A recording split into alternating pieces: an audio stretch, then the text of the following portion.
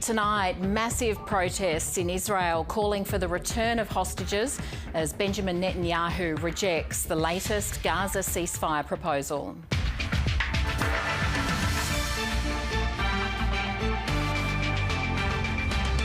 Also tonight, a man critically injured in a Hobart fire.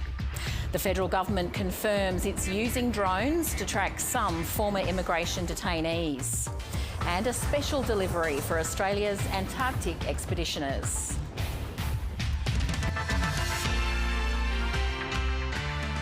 Good evening, Lucy Shannon with ABC News.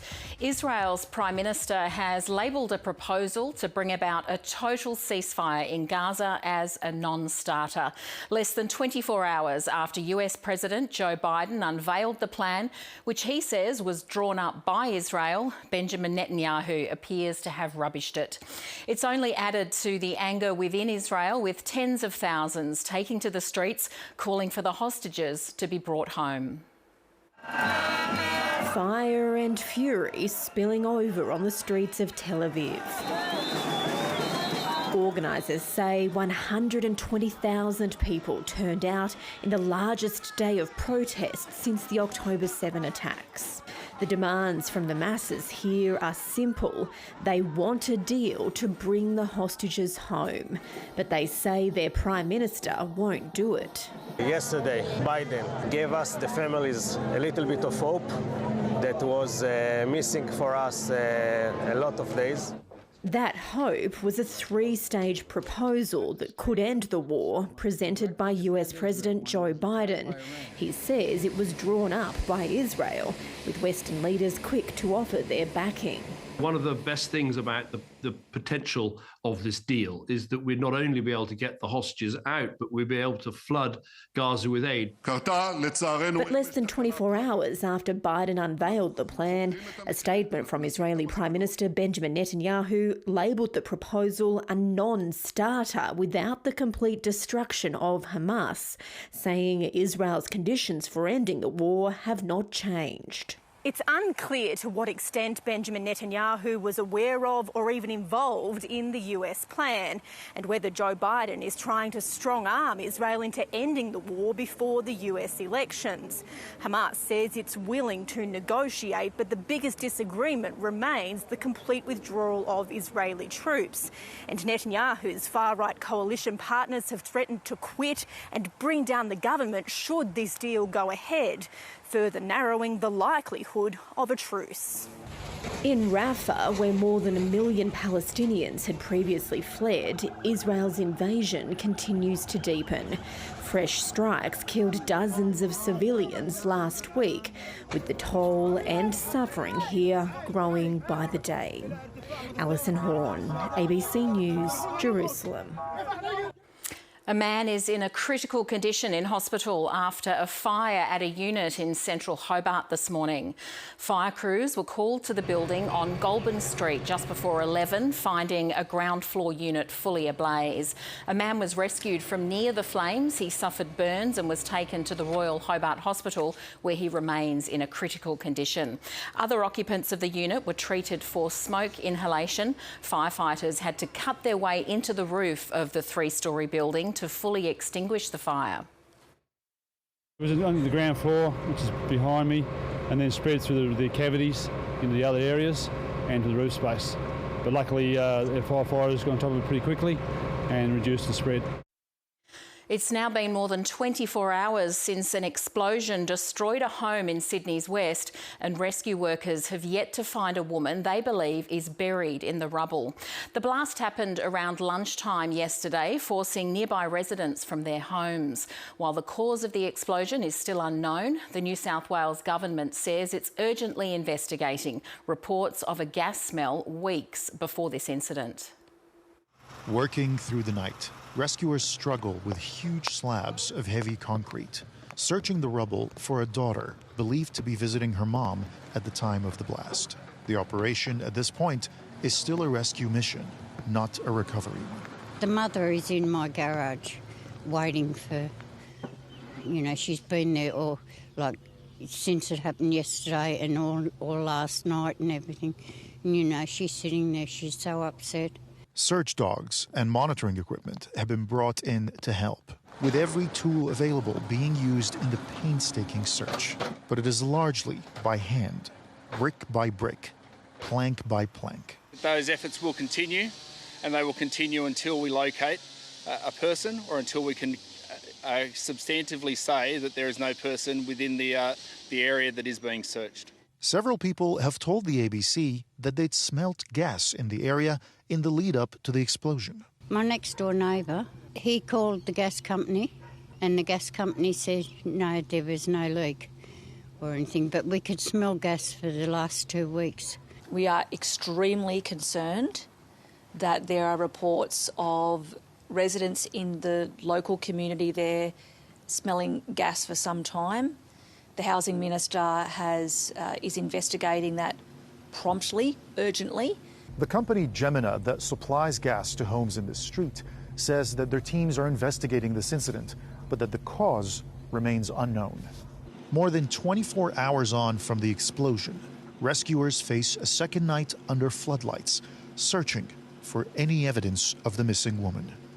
Nabil Al-Nashar, ABC News, Sydney.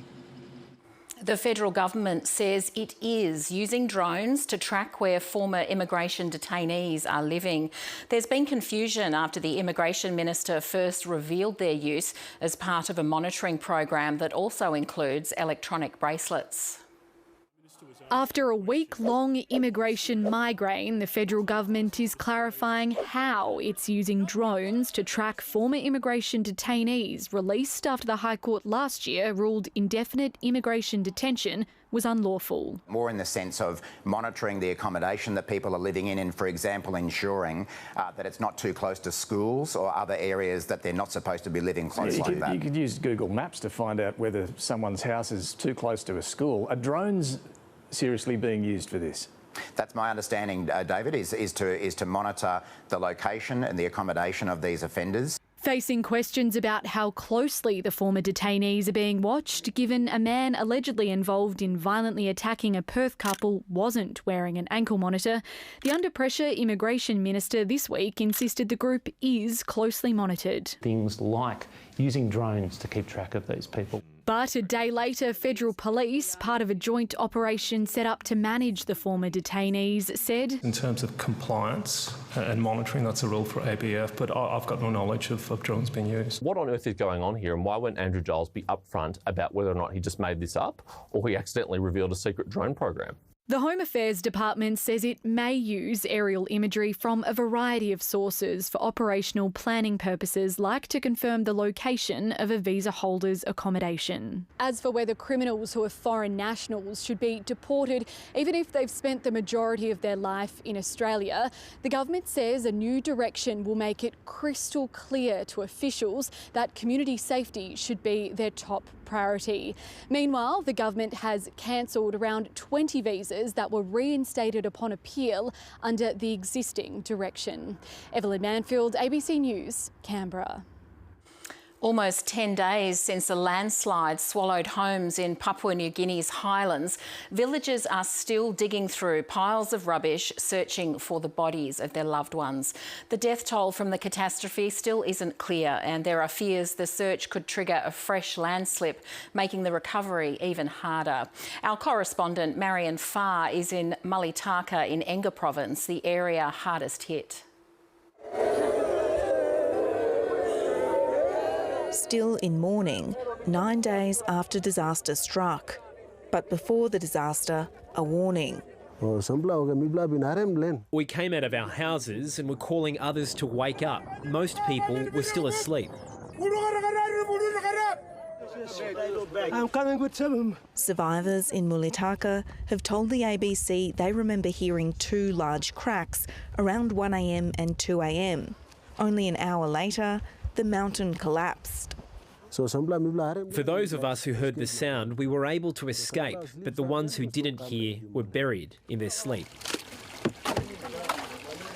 Almost a week and a half on, only a handful of bodies have been recovered, but there are fears hundreds could still be buried. Wende Wamblip Jr. survived, but lost 5 relatives, including his young daughter. 4 bodies were recovered, but my child remains buried. I am exhausted and I'm resting today. Tomorrow I will continue to dig with a crowbar and spade. Digging for bodies using sticks and shovels seems like an impossible task amid the masses of rock and rubble, but people are still determined to find their loved ones. Australia is shipping in aid and essential supplies. Officials are warning that sending in excavators could trigger another landslide. A team of Australian disaster response experts are using drones to map the site to determine how large that risk is. Once the authorities here have that information, they'll be able to make some firm decisions about how they manage the site. While villagers who have lost everything face a long and painful road ahead. My concern is finding new land where I can resettle my family. When you have land, you can build a home. Right now, that home and so much else lies buried. Marion Farr, ABC News, Mulitaka. Mexico is poised to elect its first female president in what's expected to be the country's largest election in history. The nation already has relatively high levels of female representation in politics, but it also has a huge problem of violence against women. So will having a woman in charge make a difference? North America correspondent Barbara Miller reports from Mexico City. In the heart of Mexico's capital, the names of those fighting for justice. Among them, Araceli Osorio, her daughter Lesbi, one of Mexico's many femicide victims. Araceli was initially told Lesbi had died by suicide. CCTV footage would later help prove her boyfriend killed her. There are several moments when he attacks her while they are at the university campus. He was there the whole time. An estimated 10 women are murdered every day in Mexico. Activists say many of the deaths are femicides, the killing of a girl or woman because of her gender. Amid rising violence, Mexicans are going to the polls and will likely for the first time elect a female president. Claudia Sheinbaum from the party of current President López Obrador is the clear frontrunner, ahead of Xochitl Gálvez. You might think with 2 leading female candidates that violence against women would have been a key campaign issue, but that hasn't been the case here. Crime, the economy and social welfare have been the main topics. This shows a complete lack of understanding for our country's problems and puts women at risk. Maria Elena Rios survived a 2019 acid attack allegedly organised by her ex-partner. The musician has championed a new law categorising acid attacks as attempted femicide. It's a giant step what's about to happen in Mexico, and we can't be let down. A plea echoing across Mexico for a future so many women won't live to see. Barbara Miller, ABC News, Mexico City. And if this story has raised any issues for you or someone you know, call 1800-RESPECT.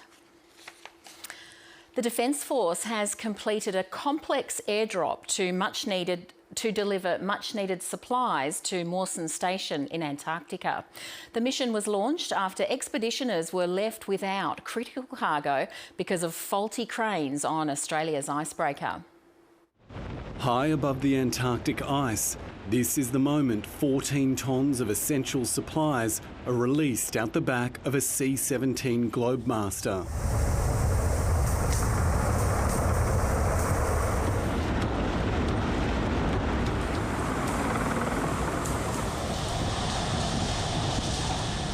This mission's a really special one for us. It allows us to test all of our capabilities.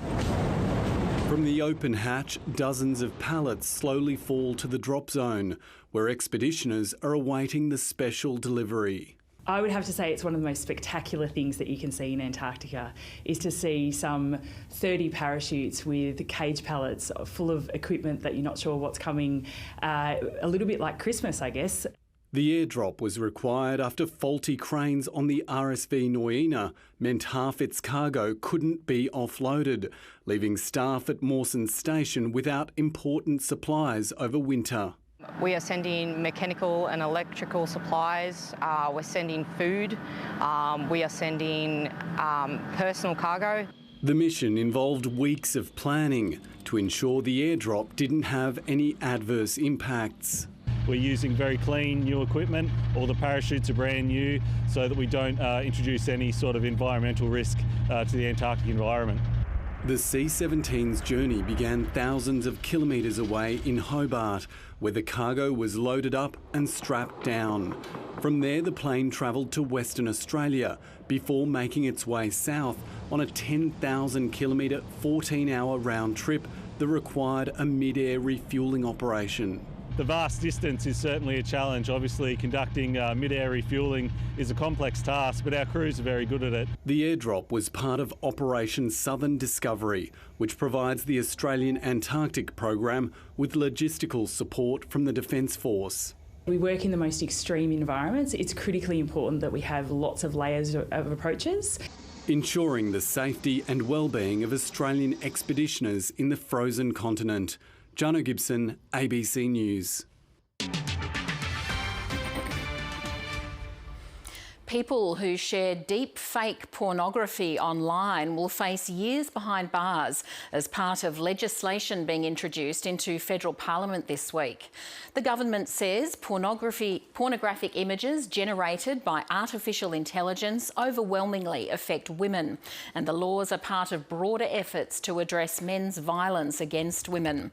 Under the new legislation, sharing sexually explicit deep fake material will carry a penalty of 6 years in jail, and someone who creates the deep fake without consent will face a higher penalty of 7 years in prison. Australian healthcare workers who've been in Gaza treating the wounded have returned home with harrowing first-hand accounts. Gazan health authorities say more than 36,000 Palestinians, almost 14,000 of them children, have been killed since the October 7 Hamas attack. The UN estimates more than 1,200 Israelis have been killed in the conflict. And a warning, details and images in this story are graphic and distressing. Chantal Al-Khoury has tonight's special report. To do an operation on her, okay? After 2 weeks stationed at one of the last hospitals left in Gaza, this Sydney surgeon is still coming to terms with what he witnessed. I went thinking, oh, when I come back I'm going to be perfectly fine, but it's actually taken a lot to get over. You can't get past these memories. Dr Adasamili says many patients at Al-Aqsa Hospital were dying in terrible pain. We would be doing these horrific surgeries where you've amputated legs and explored people's abdomen and opened their chests, yet they don't have adequate analgesia to be able to cope with afterwards, and they'd be on simple Panadol. So it was heartbreaking seeing them in agony. And he can still hear the sound of parents wailing after losing their children. I don't think there was a day that went by that I didn't see children dying. A lot of these children, I've got countless children's names in my head that I cannot even forget. But the trauma he saw was more than just physical. Dr Scarlett Wong supported thousands of unaccompanied children in Gaza, now made orphans. The first trauma is that they're under bombardment and they're being killed, and they're seeing their family and loved one killed by bombs and by quadcopters. That is the first trauma. The second trauma is that nobody's doing anything about it, that they now know that the whole world knows, and yet no one is stopping it. For Dr Moder El-Beiruti, the horrors have become hard to describe. Given the nature of those blast injuries, most people will be dead on arrival. The others will be with devastating injuries that we in medicine call non-survivable injuries. There's certain types of trauma therapies where you actually need, your limbs to be able to do that therapy. It involves like hugging yourself. And there are lots of children out there who can't even do that therapy, and that was really challenging to think about because they literally have no way to comfort themselves. On Friday, the IDF said more than 250 humanitarian aid trucks were transferred into Gaza. But the UN warns the amount of aid entering has dropped by 70% since Israel began its operation in Rafah, and at least 500 trucks a day are needed. It's unfathomable to think that there's children dying of starvation 2 kilometres away with all this food that's rotting just outside, and we're letting this happen. So you can see all these aid trucks for kilometres. All 3 doctors say they saw hundreds of trucks carrying food and medicine at a standstill on the Egyptian side of the border. At least let them die when they're with a full stomach rather than die when they're hungry. Now home, the doctors are on another mission to share their experiences. Gaza at the moment is hell on earth. What the children of Gaza need is for humanity to prevail, and for that to happen, we need a ceasefire. Despite all the pain, they have the desire to live, and you feel that there. A mission they're hoping they won't face alone. Chantel Alcouri, ABC News, Sydney. Australia's trade tensions with China are easing after Beijing's decision to lift a ban on beef exports. But a new trade war could be brewing with Washington over electric cars, which could leave Australia caught in the middle. Alan Kohler explains. Australia's relationship with China these days is a bit like standing under an elephant walking a tightrope. You just hope they get there and don't fall off. For more than a decade, our exports have relied on China's booming property sector, supplying the iron ore and coal for the steel girders inside the walls of millions of apartments. But now that business is in a state of collapse. The government has just announced a series of measures to try to stabilise the property sector, but even if they work, which is far from certain, it's a long way back.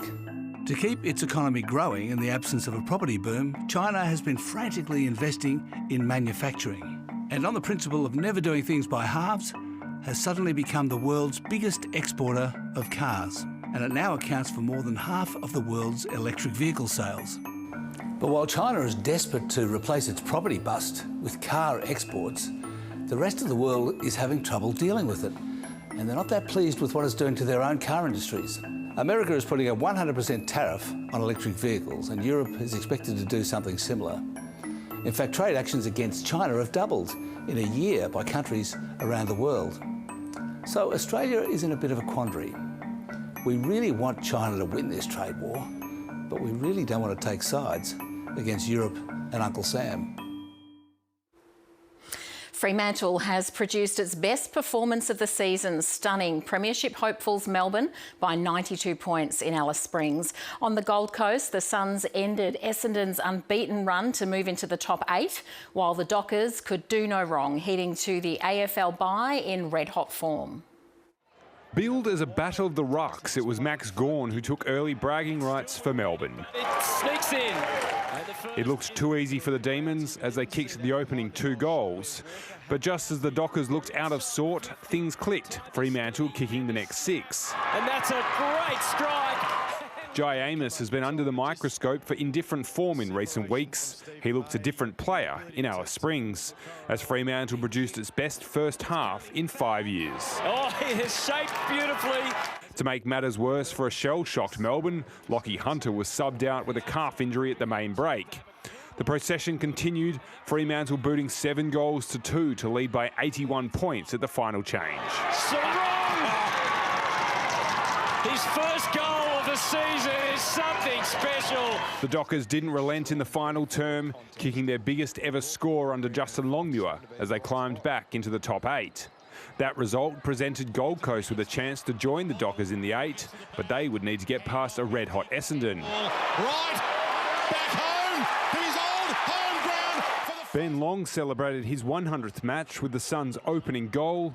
And he strikes that brilliantly. The home side kicking 4 in a row to hit the front. King, he shook it off. Ben King's pursuit of the Coleman medal continued, booting his 3rd goal early in the second half as the Suns opened up a 20-point lead. The Bombers didn't take their chances. Can you believe that? Essendon eventually converted as the margin was reduced to 5 points. Doesn't matter how, it just matters how many. But the Suns always had an answer as they remained unbeaten at home in 2024. Tom Wildey, ABC News. Richmond's injury crisis continues to deepen, with Mykelti Lafau suffering an ACL injury in the Tigers' 5-goal loss to Geelong at Cardinia Park. Trailing by just 3 points at the final change, the Tigers couldn't stay with the Cats as they went down 99-69. To make matters worse was Lafau's injury following an attempted mark, the 5th ACL injury for Richmond this season. Marlian Pickett will also miss several weeks with a calf injury, while Geelong's Ollie Henry suffered a hamstring strain. In tennis, Australia's Alex de Minaur has set up a French Open showdown with Russia's Daniil Medvedev after he advanced to the 4th round at Roland Garros for the first time. The world number 11 fought back from a set down to beat Germany's Jan-Lennard Struff in 4 sets. In the miserable conditions, there was one fan de Minaur said gave him the lift he needed. Vying to be the first Australian man to reach the final 16 since Leighton Hewitt, Alex de Minaur was on the back foot early against his big-hitting opponent. What a start from Struff. Jan-Lennard Struff took the opening set, but the fleet-footed demon hit back. Surely not. Oh, it's incredible what he gets back. Rain set in on another grey Paris morning, forcing play to stop. When the contest resumed almost 5 hours later, de Minaur went to another level. De Minaur prevailed in 4 sets. And there was one fan in particular he wanted to thank for sticking by him in the wet and cold. Yeah, that kid, after every single point, was yelling, was getting me up, getting me going. Every time I changed ends, I was locking eyes with him, and it was an extremely special moment. The 25-year-old will next face Russian star Daniil Medvedev. De Minaur is the last Australian left in the singles draw after a 3rd straight 5-set match proved one too many for Thanasi Kokkinakis. An exhausted Kokkinakis was 2 sets down to American Taylor Fritz when he challenged a line call. If you don't find that mark, I'm going to lose that unit. His protest worked, and he won the next 2 sets. But Fritz recovered to claim the decider and send the South Australian home. Tom Maddox, ABC News. To the weather, and Gary Wisson sent in tonight's photo of East Shelley Beach at Orford. A cold start about the north this morning, followed by a cool day with low cloud and the south and east. No significant rainfall today. The top temperature was 14 degrees at King Island and Flinders Island. Hobart reached 13 and Launceston 12. The national satellite sequence shows low cloud about the south and east of Tasmania, with high cloud extending over the eastern half of the state. Tomorrow's synoptic chart shows a high pressure system to the west of Tasmania extends a ridge over central Australia and over Tasmania. Across the country tomorrow, sunny from Darwin down the east coast to Brisbane, rain in Perth, Alice Springs and Broome, fine elsewhere. Back home, and there'll be rain about the east and southeast tomorrow, with showers extending to most remaining districts during the morning. 16 for Burnie and Launceston, 13 for Queenstown and Strawn. 11 is forecast for Oatlands tomorrow, 15 for St Helens and Swansea. And Hobart's heading for 14 degrees after a low of 7. Sunrise will be at 7:32. On coastal waters, southeast to southwesterly winds 5 to 15 knots about the west, grading to 20 to 30 knots about the north and east, and reaching 30 to 35 about the northeast during the morning. There's a strong wind warning for the far northwest coast, central north, lower east and southeast coasts, and there's a gale warning for Bank Strait and Franklin Sound, east of Flinders Island and the upper east coast. And there's a severe weather warning for damaging winds for the Furneaux Islands, the northeast, the central north and parts of the east coast and Midlands. The outlook for Tuesday, showers about most districts, although less likely about the north. The outlook for Wednesday, showers about the west, south and Bass Strait Islands, mainly fine elsewhere. And it looks like the showers will be easing early to midweek with a fine weekend at this stage. And that's the news for now. Enjoy the rest of your evening. Good night.